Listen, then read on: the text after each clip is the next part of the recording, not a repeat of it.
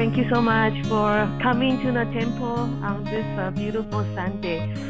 I thank the grace of Heavenly Mother, compassion of Buddha Maitreya, virtue of Sizun Simu, and all the Tao Senior Master and Junior Master for allowing me to have this opportunity to share with you of what I know.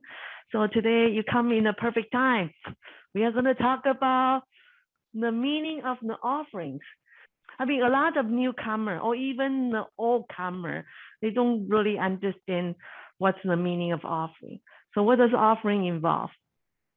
We see that we offer tea, we offer fruit, and what about our attention, our energy, and effort? So that's what we are going to talk about today. Something physically is that you see that there's a lot of participants doing physical work. They bring the fruit plate, 1 bao, 3 bao, and then they receive, carrying a fruit plate. So all these are the physical things. So all these physical things that you will always see in any Tao ceremony. We do the Tao ceremony on the 1st and the 15th of lunar calendar. If somebody wants to receive Tao, if you want to have your chakra open, that's what we need to do. Sometime in Guan Yin's birthday, Guan Yin has 3 days of celebration. We do this too. Jigong Buddha's special day. Sometimes we celebrate our elders, like their birthday or their enlightenment day. We do this. So what's the meaning of the offering? The offering ritual was established 3,000 years ago during the Zhou Dynasty. It was used exclusively by the emperor for communion with heaven and God. That means the normal citizen cannot do that. Only the emperor can do that. If the normal citizen do that, it's considered disrespectful. So only the emperor can do that. Since it's been a long time ago, we continue the heritage to use that as an ultimate express of sincere reverence of Lao Mu. Lao Mu is another term of God in the Western religion. Lao Mu, Heavenly Mother, God, Jehovah, Yahweh, and all the heavenly deity. So this ritual is not just for the Heavenly Mother, it can also be for the heavenly deity too. So earlier we talked about the Zhou Dynasty, who are in the Zhou Dynasty. So the first person we want to know, the most important person that we want to know is King Wen of Zhou. So why is he important? Have you all heard of I Ching? I Ching is the Bagua, where there's like a straight line, broken line, straight line, broken line. So King Wen of Zhou, his correct name is Zhou Wen Wang. Zhou Wen Wang, he is the first person who established the Zhou Dynasty. Technically, we call him Zhou Wen Wang. He was never a king because by the time he overthrew the dynasty, he was already old age. But because he's so virtuous, he is a person with great virtue. We consider him as a saint and a sage. So the people call him King Wen. He is so virtuous. Imagine his dynasty lasts 800 years. The emperor who built a great wall, Qin Shi Huang. You all know the Great Wall, right? Although we never been there. I've never been there, especially during this time. So how long does the dynasty last? I think it was only 30 to 40 years and the dynasty collapsed. So you can imagine his dynasty, the Zhou dynasty, lasts 800 years.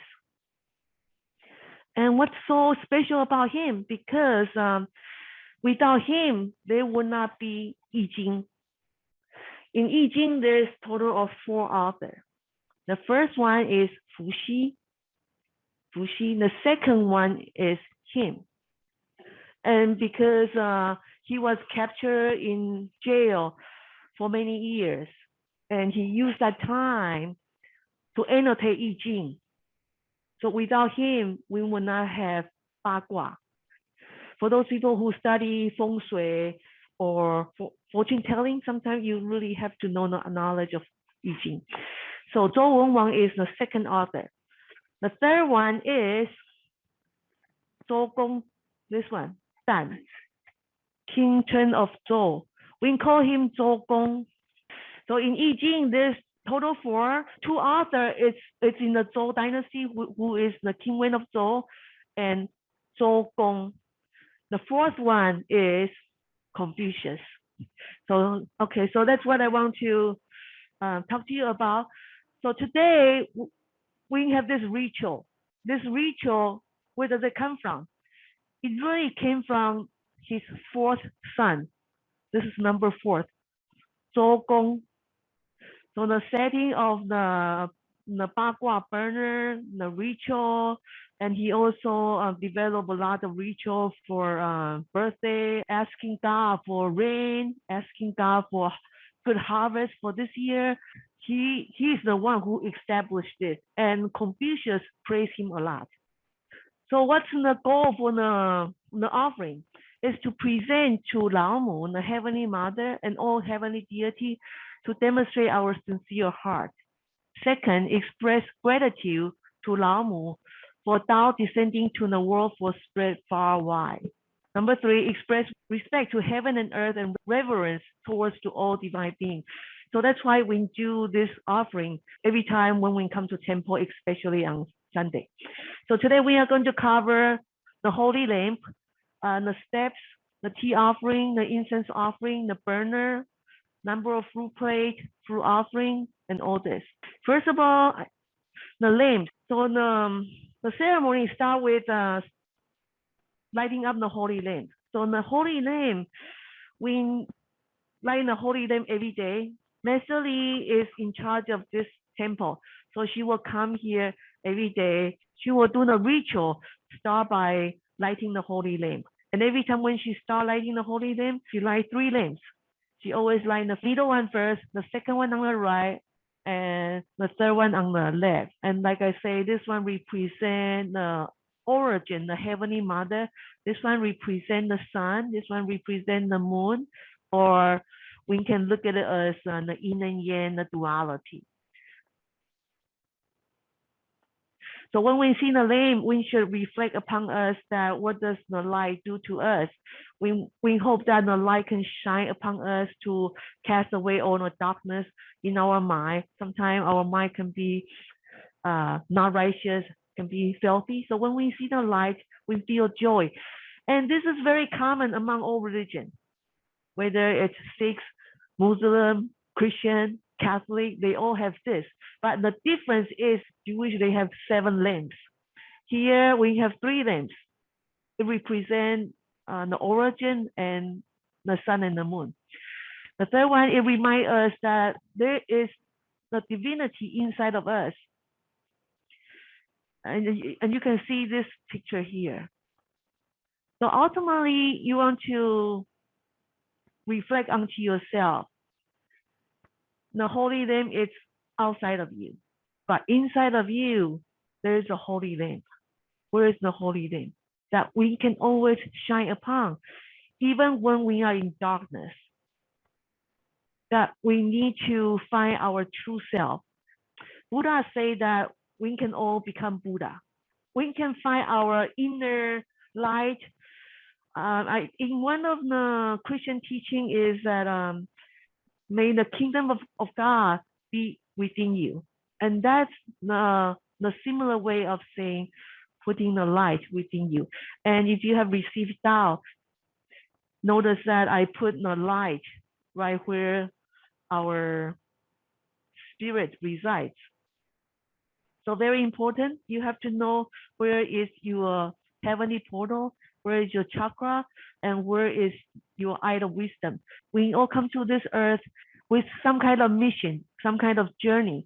And in this journey and in this mission, we need our light to guide us. And that light is within us. Now we are in tea offering. So in the tea offering, we see that there's 2 teacups.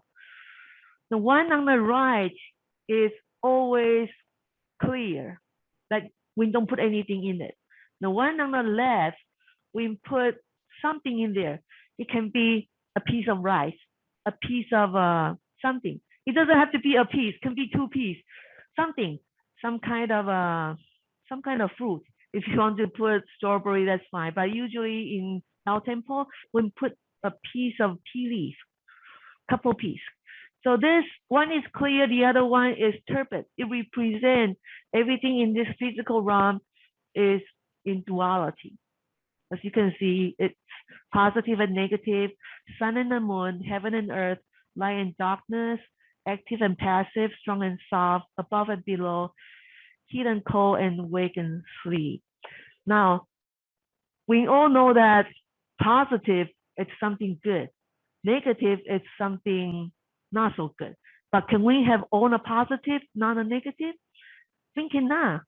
Can we? I just want a positive. Can we have all the sun, like 24 hours of sun? Cannot. We need moon. We cannot be awake 24 hours. We also need time to rest. Sometimes in our life we need to be strong, but sometimes we want to be flexible. We want to adapt to the environment. Sometimes we want to be on above, sometimes we want to be below. So you see this duality, yin and yang, the white and the black, they complement each other. Just like husband and wife complement each other. Sometimes friendship complement each other. I see that the husband and wife complement each other a lot, because sometimes when I see a couple, this person have strong personality in certain aspect, and this wife, it's soft. And then if you see a couple who are very strong, what happens? The marriage will break. In this duality, you really need it in harmony. Same thing for the mother and daughter relationship too. So earlier in the offering, we see that the people raise the fruit plate to the eye level. It shows that the ultimate respect to the Lord, Tao, or the Creator, or Lao Mu. And because it's where our heavenly portal is next to it, so that's why we raise to the fruit plate to that level. It shows the sincerity from our soul. Incense offering. A lot of religions do this, so it's nothing strange. The smoke of incense rising up to heaven is a universal symbol of prayer and offering rising up to the deity. So when the person who does the incense, if you pay attention, the person will put the incense stick using the left hand, because a lot of time we do bad things with our right hand. Now your question might be, what if somebody is left-handed? If somebody is left-handed, those are minority. Majority of people are right-handed. So when you put the incense stick, usually it's using left hand. If one day we have the opportunity to put the incense in the pot, remember to use our left hand. Nowadays, in the Christian temple or in the Western religion, they don't really use incense. Here is a couple passages that demonstrate in the early time, they do use incense. Although in the modern time, you don't see that in the church. Burner. Have you all seen a burner on the altar? It's in the lower altar table. There's a pot, looks like this. But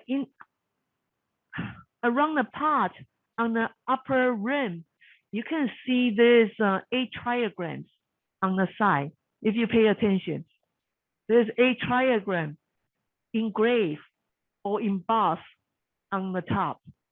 So this pot, what does this pot represent? It represents it's time to come our heart and create peacefulness. So what's in the pot? It's a lot of ashes from the incense. They are very fine powder.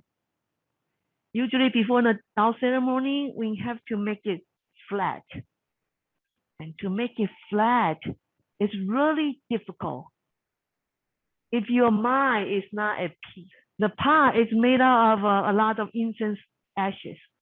So you can only make it completely flat if you are not thinking about anything. That means your mind have to focus. I'm going to make you flat. I'm going to make you flat. So then it will become flat. But even if you put your focus on it, sometimes it's difficult because sometimes we have things come into our mind. You don't have to be a Tao senior to do it. If you do the incense stick during the offering, you do need to be a Tao senior, but this one you don't. But master will teach you how to do it. So it does take some practice. So this one we talk about a fruit plate. So earlier we see that there was a lot of fruit plate bring onto the altar. So the carrier who carry the plate with 2 fruit plates, 2 at a time. But if you look in the altar, it's 5 in a row. So it's this 5 here. But sometimes if we have 6 fruit plates, what are we going to do? Then we do it like this, 5 and 1. If we have 7, we can go like this. If we have 8, it's 5 and 3. If we have 9, we can go 5, 3, and 1. And if it's 10, it's 5 and 5. So in the temple, we try to make it 5 in a row. Now this 1, you say, why only 1? Because maybe I have a holy temple in my home that I set up and I don't have anything. I just have 1. So this is the 1. And sometimes I have 2 and 2 here and 3 and 4. So what can you see here? Ideally, it's only odd number. You say, why can I put 2? One on the right and 1 on the left. Why can't I? Because it's very important that we follow the odd number. And let me explain to you why. I have to take you back to 5,000 years ago. And this is very important, especially in feng shui. Sometimes they will talk about 1, 3, 5, 7, 9. It's good. 2, 4, 6, 8. Why 2, 4, 6, 8 is not good? Why does it have to be odd number? And why 5 is especially good? So why all the odd number? This one, the story comes from the horse and the turtle. This happened 5,000 years ago. There was an emperor named Fuxi. So he was observing a lot of signs from the universe, from the creator, and he discovered there was a horse, and the horse coming out from the river. Horse comes from the river. Can you imagine that? Horse is supposed to be on the land, not from the river. But this horse was, we can imagine the horse was submerged in the river. Think about this is a dragon. Only dragon can do that, right? Dragon can fly, can travel on the land, and also submerge in the river. The modern horse cannot do that. So the horse was in the river, specifically in the Yellow River. So this horse came out, and Fuxi noticed that there was dot on the horse. And then he take a look. He said, wow, this is something miraculous. So he think that I have to pay close attention. If God has some special message to tell me when the horse, please come closer. And what happened? The horse came closer. And he started to annotate what the Da mean. I don't know where he get the pen or paper because back then there's no pen or paper. Maybe he put a marking on the ground. I don't know how he did it, but there's so many dots. If any one of us look at this dot, maybe we say, wow, okay, that's cool. He realized it's a special message from the divine. And next one is the turtle. The turtle was discovered by another emperor, Yi, and the turtle on the back of the marking, it has this strange mark. Combine these two, it does tell us great divine message from the heaven. So keep in mind this image here. You see 1 dot right here, right? Let's pay attention to this dot, and then 2 dot right here.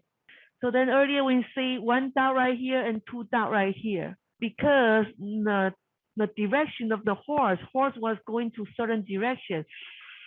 So Fuxi annotated the marking as this as a south, and this is a north. 1 and 6 is located on the north, and then 2 and 7 is in the south. So this is my analysis. You can see that One is yin, white da meaning yin, and then black da meaning yin. If you know the yin and yang, and the white part represents brightness, which is yin. So 1, 3, 5, 7, 9 is all yin. 2, 4, 6, 8, 10 is yin. So you can see that it comes in pair. Yin and the yin in a pair. Yin and the yang in a pair. This is 4 and 9. Yin and yang in a pair, and yin and yang in a pair. In a pair, what I meant is there is white dot accompanied with black dot. You don't see black and black here. You don't see two white in the combination. And you see that 5 and 10 is inside. 5 and 10 is in the center. So you see that 2 and 7, they go together. 3 and 8 go together. 4 and 9 go together.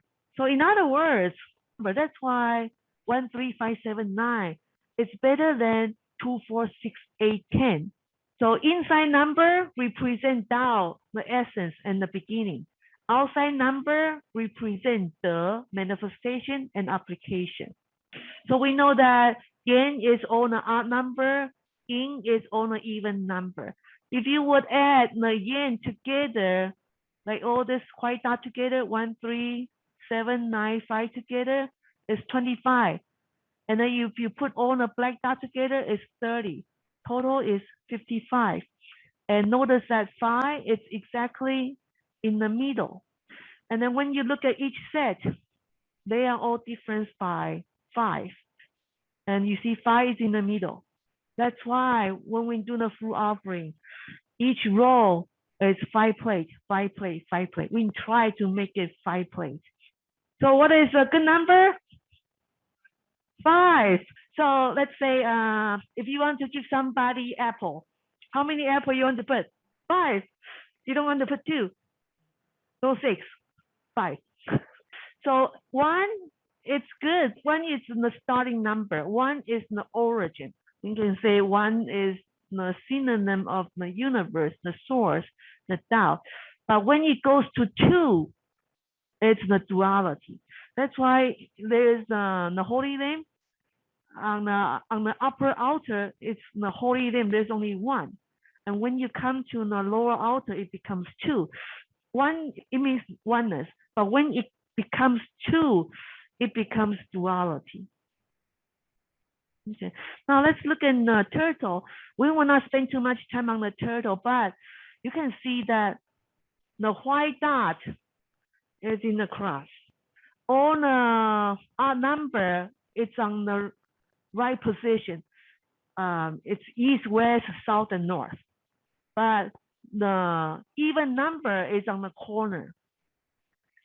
So if you look at this picture here, what is the best number? 5. So whether if you look at the picture from the turtle or from the dragon horse, 5. If you look at this 1, it's always the beginning number. Just on the side, 492, 492, 357, 816. So if you add it across, whether you add it across or vertically, it's all 15. Okay. Now we go to the fruit offering. Fruit offering. So why do we do fruit offering? Specifically fruit. Because this fruit presents the formation and creation of the universe. It represents peace, joy, and abundance, completion, fulfilling of our goal. So what does it take to become a fruit? It takes hard work, right? It first have to come from the seed. From the seed, it will begin to sprout, and then it will grow into a tree with constant care. Then it will give you abundance of fruit. Now, flower offering. Why do we offer flower? Because it represents elegance, noble, natural, and cleanness. The flower does not have to be flower. Nowadays, we use bamboo. Sometimes when you go to the Chinese store, you see the bamboo. So bamboo can also use to replace flower. So the difference between this is that sometimes the flower that we buy from the store, they last for 7 days and then they look dead. But the bamboo can last for a long time. So bamboo nowadays become a very good alternative than flower. But in the old time, flower, it was the only choice. So earlier I mentioned about the fruit and the flower, but in Chinese we call 花果. Hua means flower, guo means fruit. If you go to Buddha's monastery or Tao temple, hua guo, fruit and flower are always there. If you go to a Christian, a Catholic church, they only have flower. They don't have fruit. So that's the difference. So why we have this hua and guo?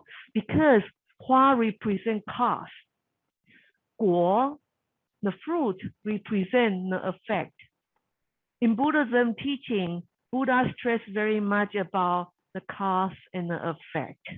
If we go to school and if we don't study for a test, what's going to happen to our grade? We will get an F. If I want to pursue a certain career, I have to go to school, I have to study. Just having that mind, I say if you have a certain goal that you want to reach in your mind, but you don't do anything, it's not going to work. Buddha give us a lot of teaching. From the ancient time, Confucius give us a lot of wisdom. Bible give us a lot of wisdom. If we have those wisdom, it's great, but we have to apply it in our life. If we don't apply in our life, it does not really work in you. Through our life, we are taught to be compassionate, to forgive, and to accept others, to be flexible. We know this term very well, right? But can we really apply it? If we cannot apply it, it's just a vocabulary in our mind. If the knowledge is our cause, if we apply it, that becomes the effect. So Buddha say, pick up your bowl, get a raft, so continue rolling, then you can achieve to the other side of shore. So similar to study, if you study, you will get a good grade. If you cultivate, you will achieve your spiritual achievement. Do you think you can become a Buddha? The answer is technically yes. Everybody can become a Buddha. We all have this essence. So the ancient saints and sages say that it's okay to have attachment, but make it less. So if we make it less, say maybe this lifetime you have 100% of attachment, make it less to say 80%. If you have 80% of attachment, take it to 50, because our life it's like going to upstairs. How many steps are there? Maybe if you have a second story home, how many steps are there? Maybe 30 steps. So maybe in this life you take 10 steps, and then next life you come, you take another 10, and then just one more, then you get to the second floor. If you know you have attachment, if you know this is your weakness, then start to work on it. If you never work on it, you will be in the same place. Because a journey of 1,000 miles begins with one single step, right? If you never start, then you are in the same place. So at least we want to take our baby steps. So this is a picture. What makes the fruit tree bloom? So you can see this is a plum, this is cherry, this is apple. A tree will not give fruit if it doesn't have flower. That's why in our temple, flower and fruit, they go together because it symbolizes cause and effect. If you do this, then you are going to receive this. If you never do this, you will never receive it. So it's just a reminder. So let's look at this. Fruit will not form until pollen from male tree parts are transferred to the female part of flower. Without pollination, flowers may bloom abundantly, but will not bear fruit. To produce fruiting, flower must receive healthy pollen in the proper time. So you see, the flower is very important for fruit. So your question is, what about vegetable? In my home, I have a cucumber, vegetable. I have a gourd. So why not eggplant? I mean, either way, it's fine. But people put fruit because it's ready to eat. Eggplant is not ready to eat. Cucumber is ready to eat, but certain vegetable is not ready to eat. So just for convenience, fruit is used. Potato, yeah, potato. People don't eat it raw. But I think one of you say eggplant can eat it raw. Then the big one, how? But most people cook, right? Okay. One thing I think of is the bitter watermelon. Do you eat it raw? I do, but it doesn't taste good because if you cook it, it tastes less bitter. So that's why in the Buddhist monastery, in Tao temple, you see fruit and flower together. Number 9 is koso. Koso is made up of 2 words. When we are in the ritual, you hear 三叩首、五叩首、十叩首、100叩首. For ancestor is 一叩首. So what is ko? Ko means like knocking. Anybody home? Anybody home? So knock. But we cannot use our head to knock, right? So we only go like this. So nodding our head to represent knocking. And knocking, but we don't knock with our hand. We don't knock with our knuckle. We knock with our head. And we go like this. When we do the course, or when we do the kneeling on the cushion, we knock. We knock by nodding using our head. So this is a moving meditation in the fast pace of life. You will hear moving meditation. What kind of moving meditation is that? Usually meditation is somebody sit there with their, they sit in a certain position and the environment has to be very quiet. And then we start meditate. But when you start meditate, say for 3 minutes, does any thought come into your mind? I'm sure the thought will come into our mind. How long does it take for a thought to come into our mind? Millions of things come in. I haven't washed the dishes. All my kids is doing this. What am I going to do tomorrow? I haven't finished my homework. This and that. Thoughts start to coming in. We start to imagine things, but those thoughts cannot be prevented. So instead of doing a quiet, peaceful meditation, we do the moving meditation, and we only focus on 1 bow, 2 bow, 3 bow. So instead of having our thought going to millions of places, we focus our thought on bowing. So that's what we call the moving meditation. So to me, this way it's better than sitting still for hours and have your mind go like a wild monkey.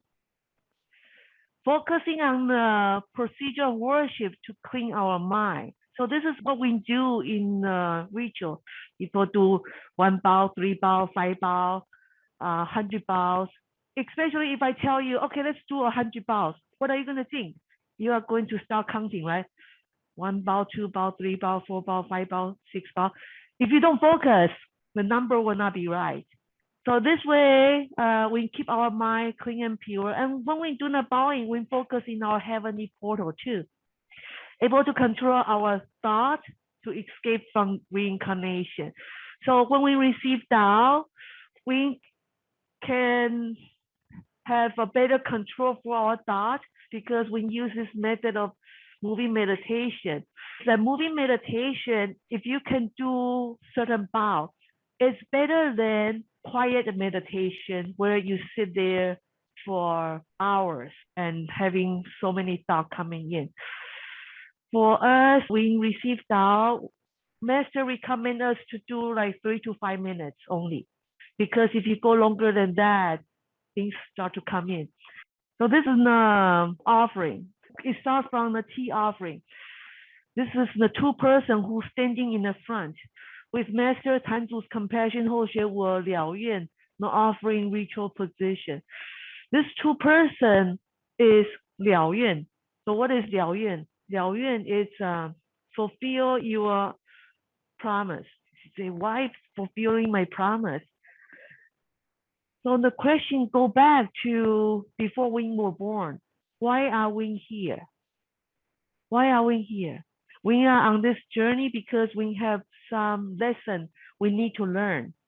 If there's no lesson need to learn, we will not be here.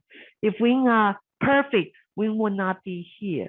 So first of all, there's lesson need to be learned. The lesson of dealing with my daughter, my kids, the lesson of dealing with my boss. I have anger issue.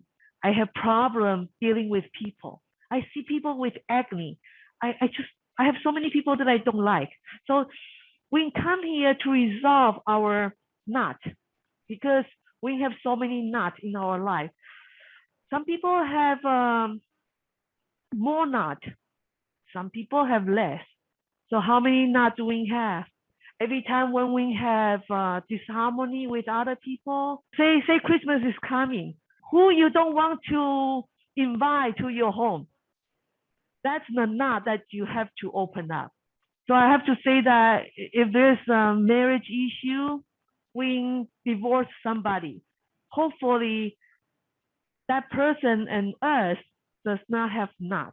If a couple divorce and they still resent each other, do you think that knot will be dissolved by not seeing each other? It will not. It will continue be there because I know this person is in New York and this person in New York know I'm in California. So every time when they think about something, they know, wow, this person is there. So there's this invisible knot, there's this mental knot, psychological knot. Even if you don't untie it, it will carry over with you in your next life. And if your next life, if you don't work on your knot, it will just continue to be there.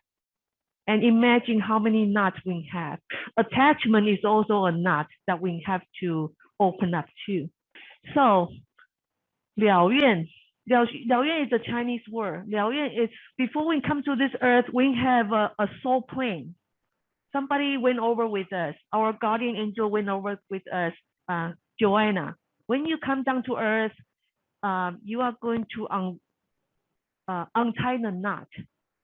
So you're going to untie all your knot. When you untie all the knot, then you will be free. Buddhism talk about liberation, freedom. Get rid of your attachment. Cannot have grudges and this and that. So when we untie everything, then we would not have those knots. So imagine those knots represent your debt. So if you have debt, you have to pay, right? If you don't pay, principal plus interest, it's not good. We can imagine that. So 了愿 is a form of merit that can help you to increase the money in your spiritual bank account. So that's why earlier we do the Buddha Maitreya Sutra, we do good deeds in our daily life, because every little small things will generate some kind of merit for us and to increase our bank account so that we don't have deficit in our bank account. Okay, so this is the word 了愿. And then both ritualists will bow to the holy lamp. I will just give a summary of what we just talked about. So the lamps, it helps us to discover our inner soul, that we all have this holy lamp in our body. If we receive Tao, we understand that our heavenly portal is where our soul resides. And we have this physical body which represent the yin and the yang, the sun lamp and the moon lamp. And number two is that the ritualist will go 5 steps forward and 5 steps backward. It represents the web of life, human relationship, and virtue. Number 3, tea offering. It helps us to understand yin and yang, understand duality. Number 4, incense offering. Incense offering, it's a channel of giving and charity. Number 5, burner is to control our mind and calm our emotion, because like I said, to do the burner, to make it flat, is really difficult. So if somebody can do it, that means you really have a peace of mind. And number 6, the flute play, we do 5 play in each row. It's a chance to perform and conduct ritual so that we have understanding of all aspects of ritual. So if you can, I encourage you to participate in the flute ritual if you like. And number 7, flute offering. And flower offering, it's a channel of giving and charity. It also helps us the concept of cause and effect. Koso, because when we koso, we raise up to our heavenly portal, it reflects to us that we also have that inborn nature to be a Buddha, to be our heavenly angel. Okay, so that's the end of my session. Thank you so much.